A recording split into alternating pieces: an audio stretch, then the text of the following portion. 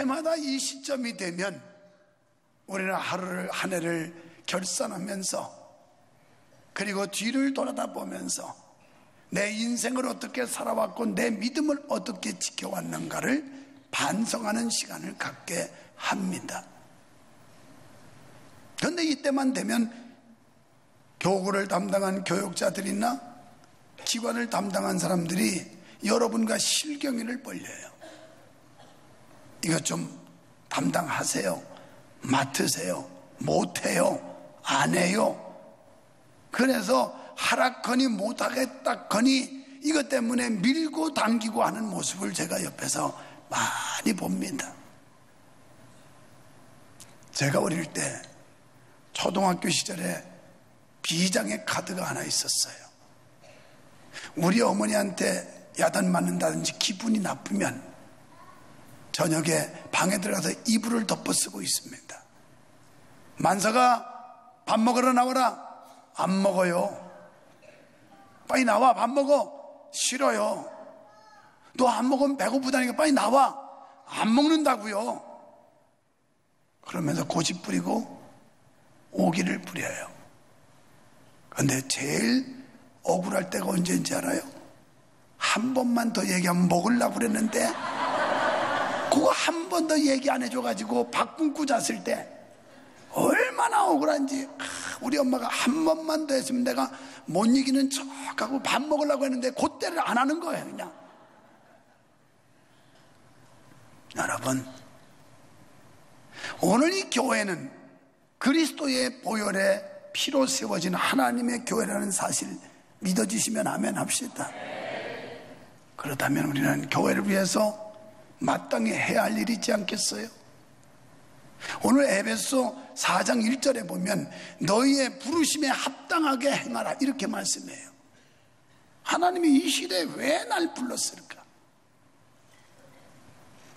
제가 앉아서 여러분 오시는 모습을 보면서 참 고맙기도 하고 감사하기도 하고, 교회가 없어서 오는 것도 아닌데, 주차장이 널찍해서 오는 것도 아닌데, 비좁은 주차장 시간 되면 다 닫혀가지고 멀찌감치 알아서 차 주차하고 와야 되는 교회인데 무엇 때문에 올까?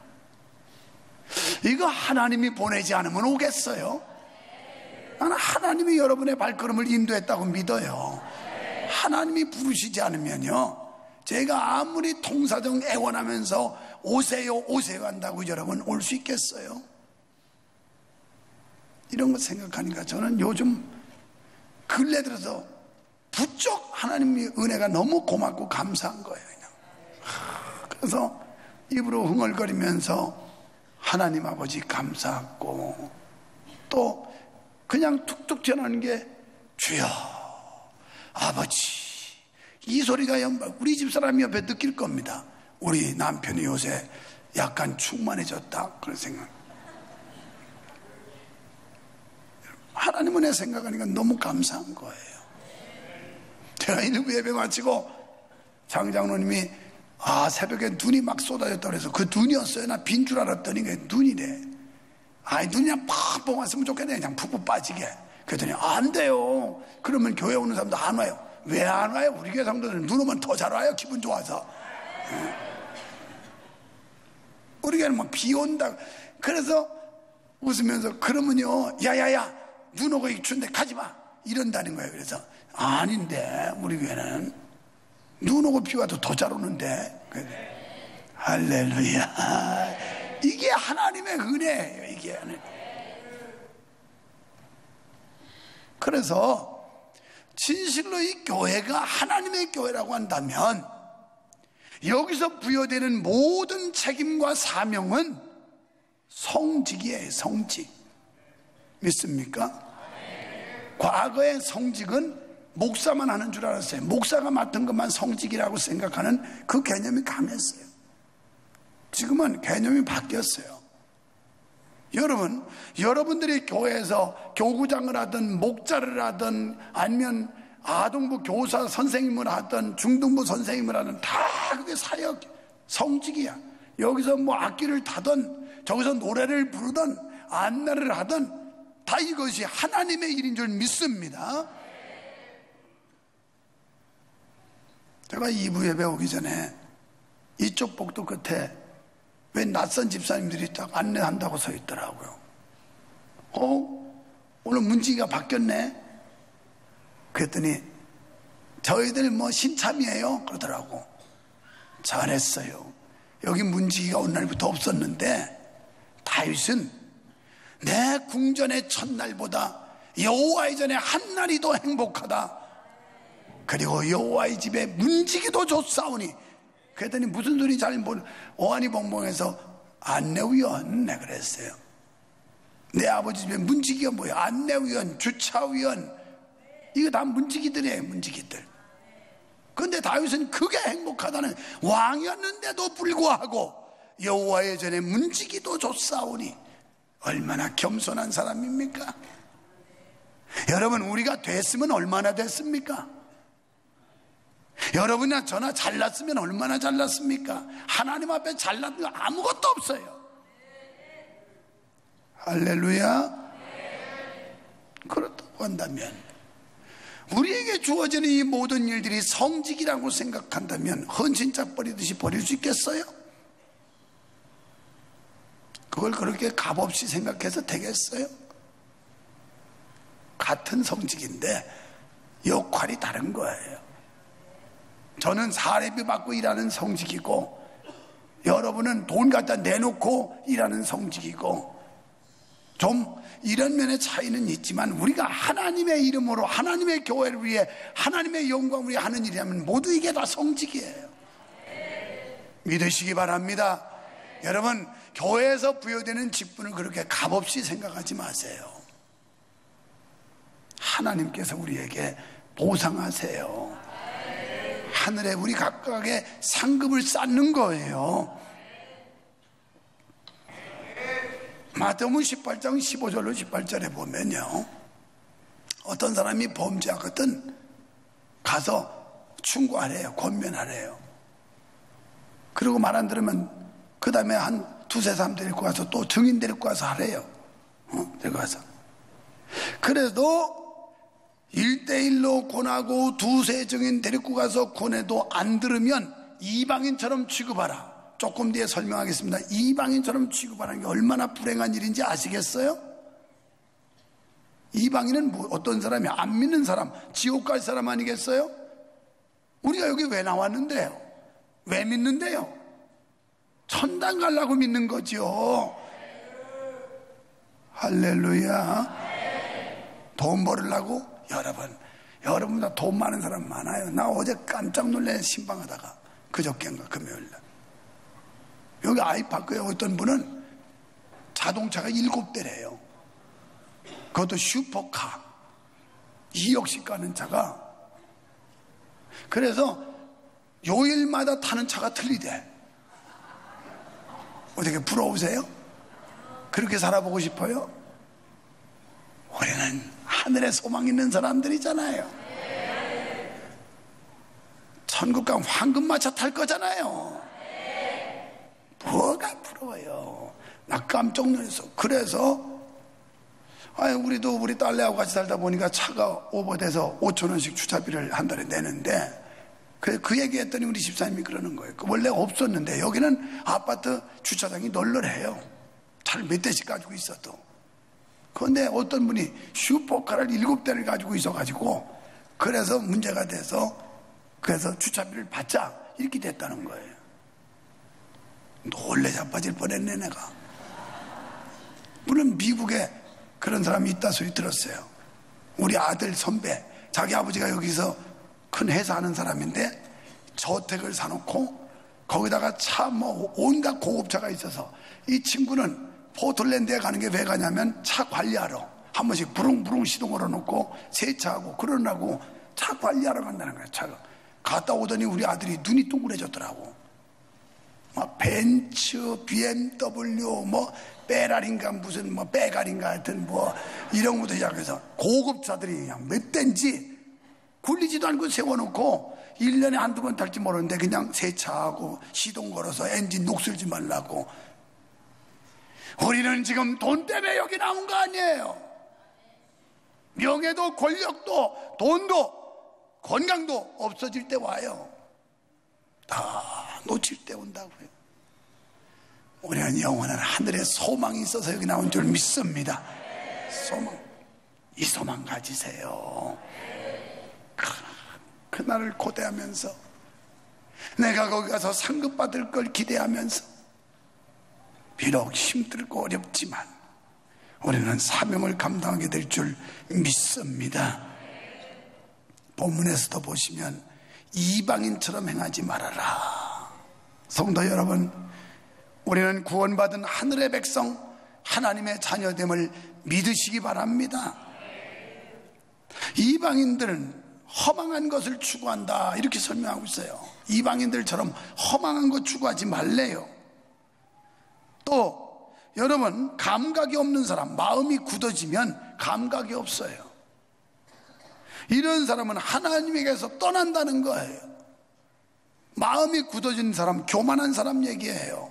강박한 사람 말이에요. 여기서 하나님의 말씀이 선포돼도 교모히 듣지 않습니다. 인간의 말로 듣기 때문에 변화가 없어요. 감각도 없고 감정도 없고 감동도 없고 감회도 없고 다 없어요. 다 없어요. 다 없어. 교만한 자는 또 불순종해요. 우리가 왜 불순종하냐? 교만해서 그러는 거예요.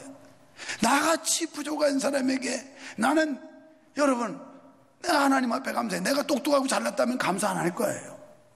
내 자신이 능력이 있어서 그런가 보다 할 텐데, 내가 무슨 인격이 성숙해서 훌륭합니까? 실력이 특출납니까? 뭐 아무것도 없는데, 그래도 예배 때 되면 여러분이 찾아오시는 거 보면 이게 기적이고, 이게 하나님의 은혜고, 하나님의 역사고, 하나님의 축복인 줄로 믿습니다. 이거 생각하니까 너무 감사한 거예요. 나이가 들어갈수록 감사해, 내가 하나님 앞에. 그런데 교만한 사람들은 불순종해요. 완악해요. 한번 예레미야 13장 보실까요? 예레미야 13장 15절 특별히 띄울 겁니다. 다 같이. 너희는 들을지어다, 귀를 기울일지어다, 교만하지 말지어다, 여호와께서 이같이 말씀하시느니라. 들어라, 귀 기울여라, 교만하지 말아라. 하나님이 하시는 소리예요. 하나님의 여호와께서 이같이 말씀하시느니라. 겸손한 성도 됩시다. 고분고분합시다. 순전한 믿음 가지고, 요한계시록 2장 10절에 내가 죽도록 충성하나 그리하면 생명의 멸류관을 내게 주리라. 죽도록 변함없이 신실하게 끝까지, 이걸 말해요. 이런 사람에게 생명의 멸류관을 준다는 거예요. 생명을. 믿습니까? 그러면 13장 17절 한 번 더 볼까요? 중요한 내용입니다. 시작. 너희가 이를 듣지 아니하면 나의 심령이 너희 교만을 인하여 은근히 곡할 것이며 여호와의 양무리가 사로잡힘을 인하여 눈물을 흘려 통곡하리라. 너희가 지금 하나님이 말씀하신 듣지 아니하면 누구 심령이에요? 누구 심령? 유목사 심령? 하나님의 심령이래. 저 하나님의 지금 여호와의 말이라면서 너희가 이를 듣지 않으면 나의 심령이 너희 교만 때문에 은근히 곡할 것이며 양무리가 사로잡히면 눈물을 흘려 통곡한다는 거야. 통곡. 이 교만하면 하나님이 이렇게 서글퍼하신다는데 하나님 앞에서 교만해서 되겠어요?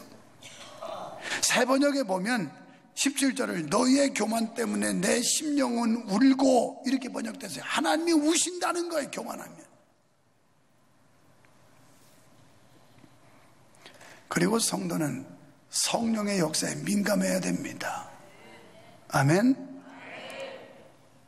오늘 보니까 너희는 총명이 어두워지고 무지함과 저희 마음이 굳어짐으로 말미암아 하나님의 생명에 떠났는데 저희가 감각 없는 자 되어 자신을 방탕에 방임하여 모든 더러운 것을 욕심으로 행하되, 그랬어요. 그러니까 성령의 역사에 우리가 민감해야 되는데, 이런 사람들은 감각이 없는 사람들, 아무리 말씀이 선포돼도 느낌이 없어요.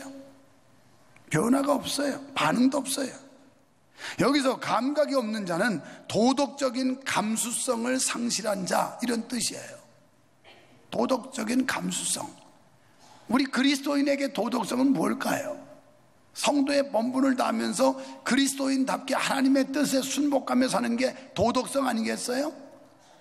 근데 이 도덕적인 감수성이 상실한 사람, 만약에 목사인 제가 도덕적으로 깨끗하지 않고 그렇다면 여러분 존경심이 생기겠습니까? 장로님이나 권사님들이 도덕적으로 온전하지 않으면 존경심이 생기겠습니까? 오늘 영적으로 볼 때 이런 도덕적 감수성을 상실하면 안 된다는 거예요. 그걸 제대로 갖췄을 때 존경심이 일어나는 거예요. 도덕이라고 하는 건 뭐예요? 바른 생활이잖아요. 바른 생활. 쉽게 말하면 우리가 옛날에 초등학교 다닐 때는 바른 생활이었어요. 그러다가 또 바뀌어가지고 도덕 이렇게 나왔어요. 도덕이 먼저 나오나 바른 생활이 먼저 나오나 모르겠어요. 둘 중에 하나가 먼저서고 나중 되는지 하여튼 나도 오래전 일이라도. 바른 생활하는 건 성도로서, 목사로서의 바른 생활, 장로, 권사, 집사, 성도로서의 바른 생활이 있다는 거예요. 이거 잘하라는 거예요. 이걸 자기를 방탕에 내버려 두지 말라는 겁니다. 자기 자신을 그냥 내버려 두고 그것을 단속하지 않는 이런 행위는 옳지 않다는 거예요. 우리는 우리의 신앙이나 삶을 방치해서는 안 된다는 말씀인 줄 믿습니다. 그래서 언제나 우리는 우리 믿음을 점검해야 돼요. 22절에 유혹의 욕심과 구습을 버려라 그랬는데, 유혹의 욕심은 겉만 그럴듯하여 사람으로 하여금 속게 만드는 거짓 욕망, 이걸 유혹의 욕심이라고 그러는 거예요. 구습은 예로부터 내려온 낡은 관습. 제발 부탁한데 우리 교회 오시기 전에 다른 교회에서 못된 머리장머리 가졌던 거 좀 제발 버리시기를 축원합니다. 아멘 안 하지. 다른 교회에서 우리 교회 오기 전에 못된 머리장머리 가졌던 거 다 버리시기를 축원합니다. 구습을 버리라는 게 성경이잖아요. 못된 버릇은 버리고 고쳐야 돼요. 그래야 사람 돼요. 아이들이 부모가 충고하는데 안 듣고 옛날 버리장머리 못된 버릇 계속하면 그건 못된 놈 되는 거예요. 못된 버릇이 지금 못된 놈 된다니까요.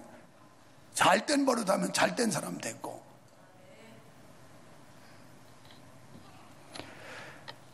에베소 4장 12절에 그 앞절에서 보면 어떤 사람은 목사로 교사로 하면서 쭉 직분을 얘기하다가 그 직분을 주신 이유를 설명해요. 왜 직분을 줬느냐? 성도를 온전케 하며, 우리가 그리스도인끼리 서로 성도 간에 서로 도와서 온전케 해주고, 그 다음에 봉사의 일을 하게 하며. 여러분, 예수 믿는 거 노는 거 아니에요. 건성건성 믿는 게 아니라 일해야 되는 거예요. 봉사해야 되는 거예요. 할렐루야. 봉사 일하라.